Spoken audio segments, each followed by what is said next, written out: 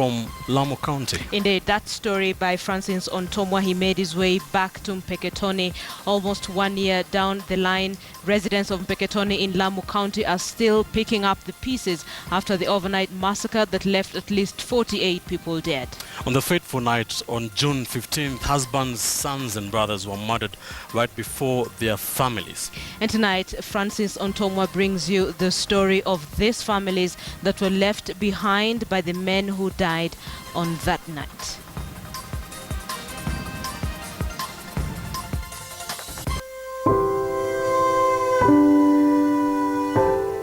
June 15, 2014, an hour after sunset, flames will light up this little town, illuminating the horror that murderers had brought here. The local police station burned to ash as police were caught unawares. The foundations of a fast-growing town were shaken that night as terror was unleashed on little-known Mpeketoni town of Lamu. Nataka sasa encourage kwamba 100% of businesses should be open because security is good. In the same breath, the schools that have been closed out of this tragedy should be open henceforth. By morning, the orgy of violence had ended. Terrorists had finished their brutal attack and moved on to another town. The police left to gather bodies, and the world's eyes turned to Mpeketoni, the town that no one ever thought would be attacked. When the guns mute, 48 people lay dead in the streets and in homes. Most of them young men, some barely out of their teenage years. The country will never forget that night. Today, Mpeketoni is no longer the bustling town that it was. Many have moved away, unable to stay in this place. Many have also stayed, and the hardest job for them has been moving on from that night. Msaada wote katika nyumba yangu ilikuwa ni yeye. Na sasa shida imetokea nyingi sana baada ya kupotea. Hata hakuna wakati nimepata uzuri wowote ya dunia tangu alipoondoka. Na hata nafikiri kama atarudi, lakini kweli ameenda. Tafanya nini? Anakuwa mtoto mwingine wapi? Na sijui ni nini anamuua. Hata angesema ni wewe, ninasema urongo, si ndio?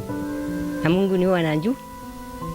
Mimi ninasema nikae mpaka wayu. Watoto wakimalizika, nimbaki, siku yangu ikifika, niende. Si ndio? No one seems to bear the painful experience more than the mothers, widows, sisters who watched as their sons, husbands and brothers were executed. Theirs is a struggle to balance a painful past and an uncertain future. For 54-year-old Mama Mary Kenodia, that balance is often too hard to maintain. Her son, the late James Masharia, was shot as he was on his way home from work. He died aged 30. Sasa usiku wote sisi hapa hakuna mtu aliyelala. Unasikia tu watu wanakimbia, wanakuja, wanashindwa kukaa nyumbani, mtu anakimbia kichakani. Vile mimi nilikuwa na huyo mtoto na hana mguu, nikashindwa tutaenda wapi. Sisi tulibaki hapa hapa. Ilipofika saa 10 ndio nikamuita kijana wangu huyu kwa form 1. Tukaenda kwa huyu mkubwa wake. Nikamwambia kwa vile tumesikia hoteli ya jirani yetu imechomwa na hajulikani pahali yuko, tuendeni hapo tukamwangalie. Tukafika town kwa njia fupi, tukafika town tukakuta huko ni moshi kila pahali, magari yote yamechomwa. Kwenda pale hotelini kwa huyo mzee, tukaonana na ule mama hapo. Akaniambia umekuja? Nikamwambia nimekuja kuangalia vile tumesikia hoteli imechomwa. Imechomwa na bwana wangu hayupo. Hapo tukasikia risasi tena imelia. Kila mtu tena akatoroka. Hata mimi ikabidi sasa nitoke na wao wakatoroka. Nikienda tu hivi kidogo, msichana akaniambia mama, habari? Nikamwambia mzuri. Unajua hata Jimmy wako amepigwa risasi? Nikamwambia amekufa. Akaniambia, nikamwambia hata mimi nimerudi nikakufa na yeye. Sasa akili yangu ikaniambia niende mpaka moshari. Kufika hospitali nikaambiwa hapa hakuna mtu ambaye yote ameletwa wa kupigwa na risasi ama kukatwa ama majeruhi yote hapa hospitali hakuna. Nikienda tu hivi ndio nikaambiwa na mwingine, Jimmy wako yuko pale kwenye ile lori wa vijana 5 wamelala hapo.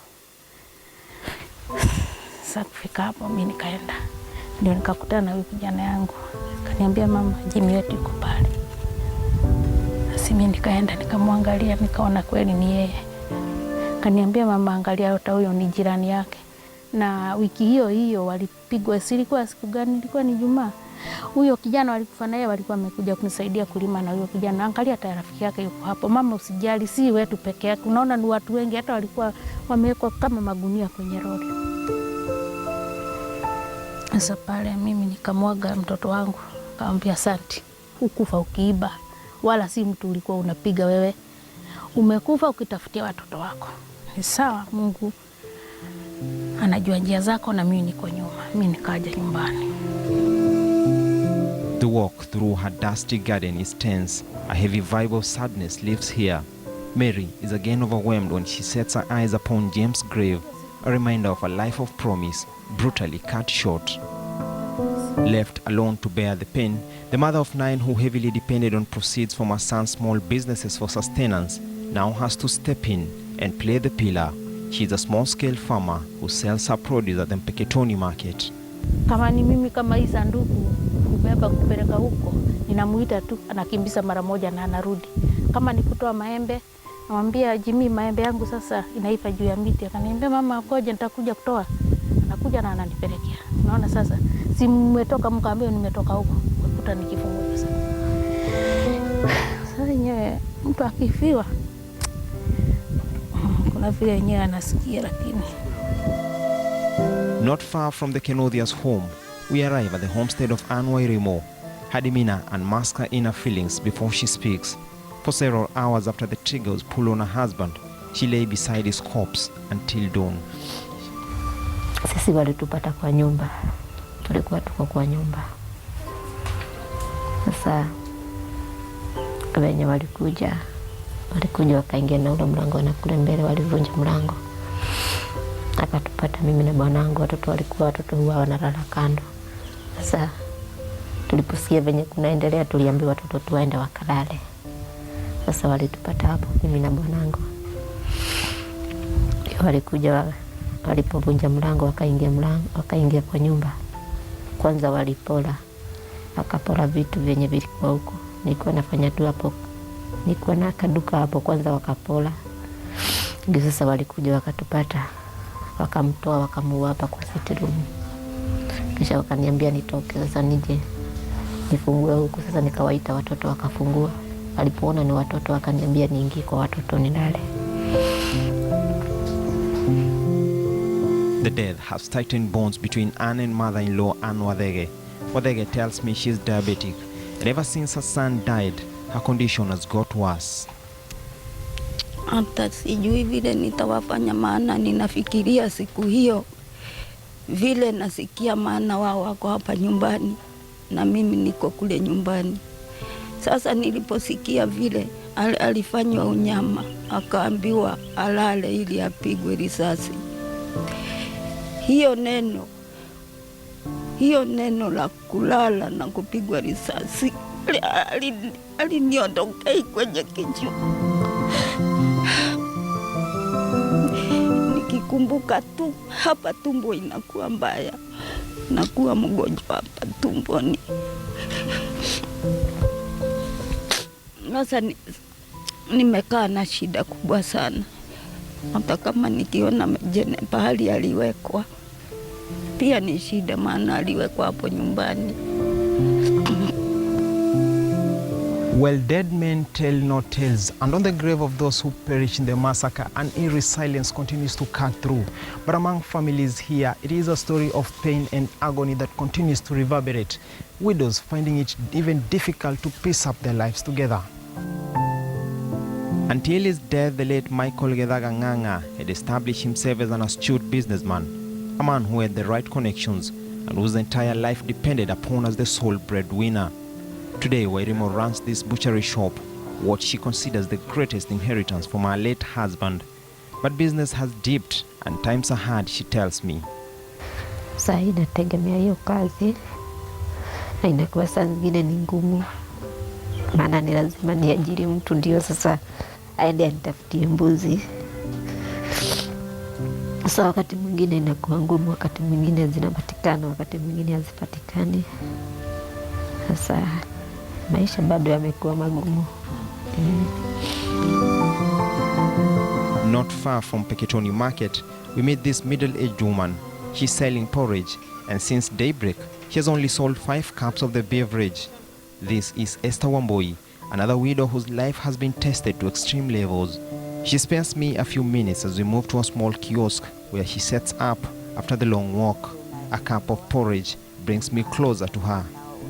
Mimi kulingana na vile ile kisha imetokea, alikuwa anafanya kazi hii ya mason. Kwa hivyo tarajio yangu yote ilikuwa kwa yeye.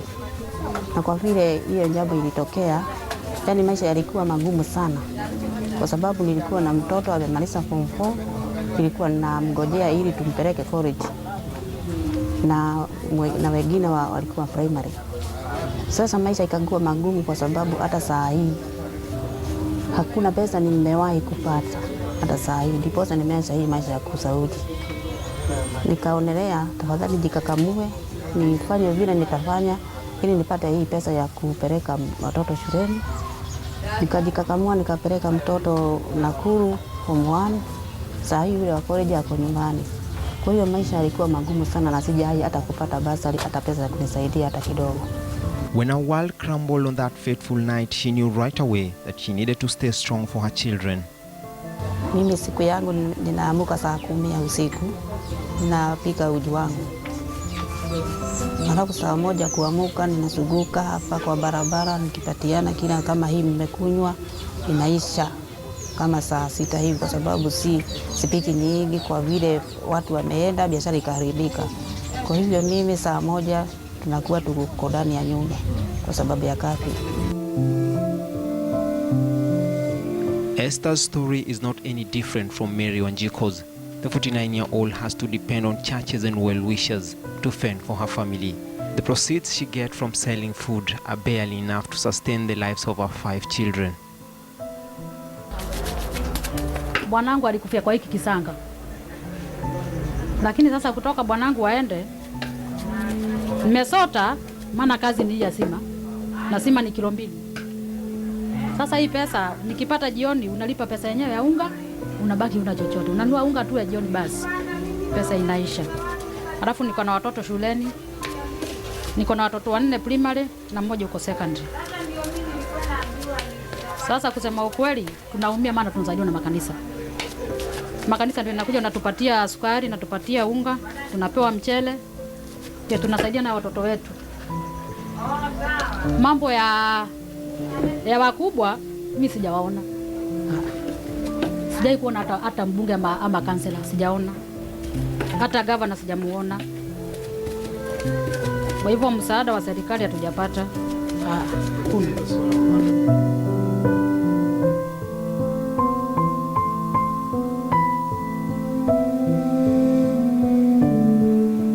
And it's not just the mothers and wives reeling from the terrorism experience. 55-year-old Alex Mushira tells me the killing of his only son was not all he suffered. The death was to occasion another calamity, the death of his wife. Katamba kibaoni. Kakuta kweli watu huko sasa wameuawa. Kakaenda nikamwambia mwana wako ako mahali pale njiani. Sasa mimi nikataka mama wangu alikuwa nikamuona. Hapo nikamwangalia mahali amepigwa risasi hapa, nikambugusa. Hapo nikamwacha. Sasa nikaenda huko mbele wengine mahali walikuwa wamelala huko chini kwa mekota huko chini. Sasa ndio sasa madarasa akaokotwa na serikali kutoka huko Mosali. Sasa ndio sasa tulina huko kwa Mosali tukawaona vile wamepanga tukakarebo kila na wake. Sasa wakati kia sasa aliouawa sasa kwa bibi sasa alikuwa sasa na mambo yani mengi katika mawazo yake. Sababu alikuwa sasa yeye asai alikuwa ni mtasa kwa example. Sasa alikuwa sasa akisumbuka sana akili. Mara tu akiamuka asubuhi akikaa hapa kiona hii kambulia ule kijana wake, unaona sasa maisha yake sasa ina kama si normal. Ndio sasa atoka hapa kikaa nyumbani anaanguka. Unaona? Mpaka mwisho December hivi 20 December hivi. Hiyo sasa alichukua hiyo high pressure akaanguka na akafa. Moshira is now left to fend for his aging mother. Sasa hii wakati sasa imefika, sasa tumeangalia sasa hakuna mtu kusaidia tena, sasa ni sisi tu yani tunangangana yeye ako peke yake hapa jirani tuko neighbor yani sema tuko neighbor. Sasa inakuwa sasa sina idioko, sasa yeye ameseeka mimi nimeseeka pia 5 years na karibu 8 years. Na sasa nguvu zetu yangu na yake sasa hakuna msaidia mwingine, sasa tuko almost inakuwa sasa maisha tunao sasa hapa yani ni ya Mungu na wasaidizi watapatikana. Sasa kuna maisha magumu sana. Talk of assisting these families and especially widows to put their lives together stole the show at the time of the tragedy. But just as quickly as their loved ones were laid to rest, so did the talk.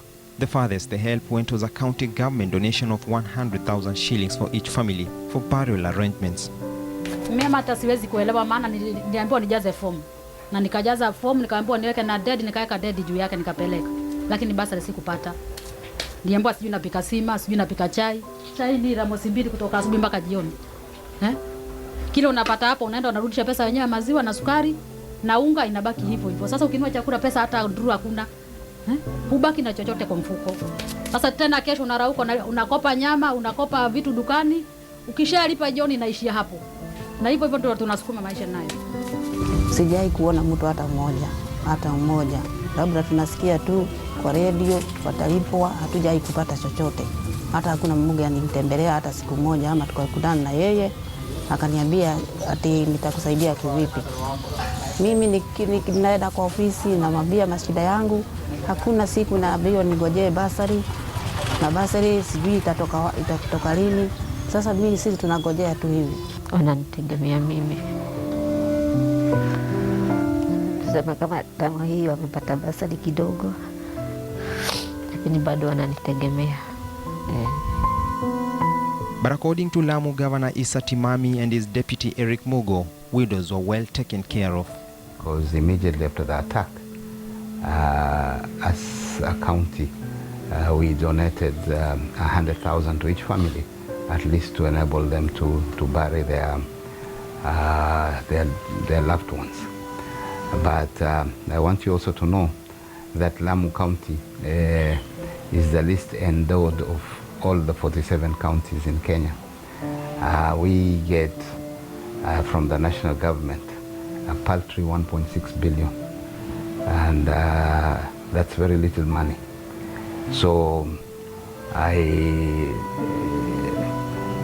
the way the county government has come in to help them after that is we have set a small bursary, and I had directed that the children of those who lost their parents should be given priority as far as this bursary disbursement is concerned. So we're still trying to help as much as we can, but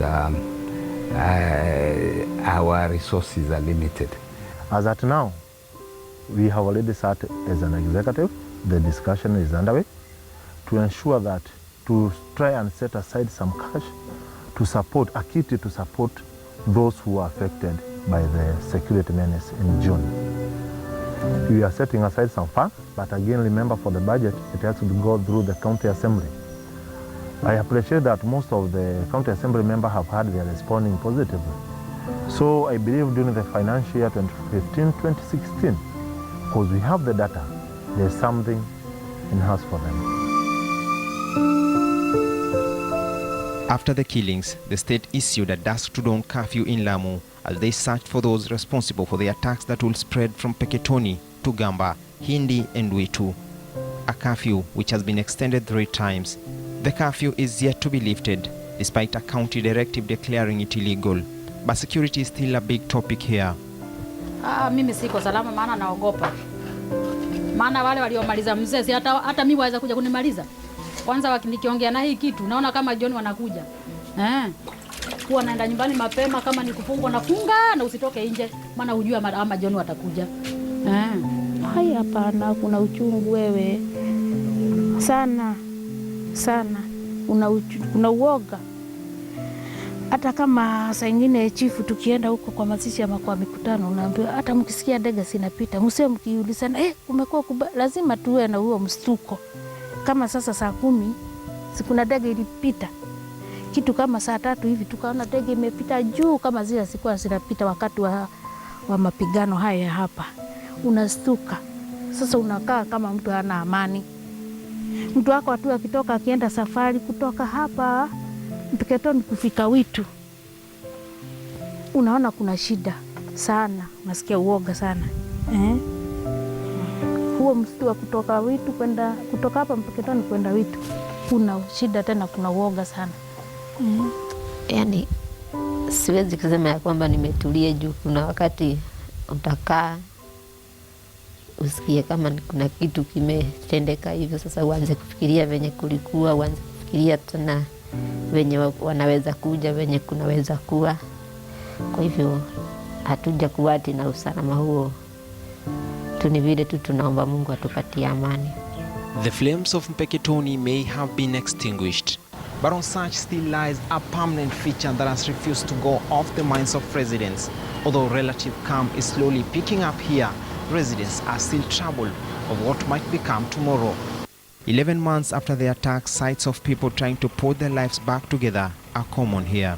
Mpeketoni market perhaps offering the best location to evidence how life is slowly picking up.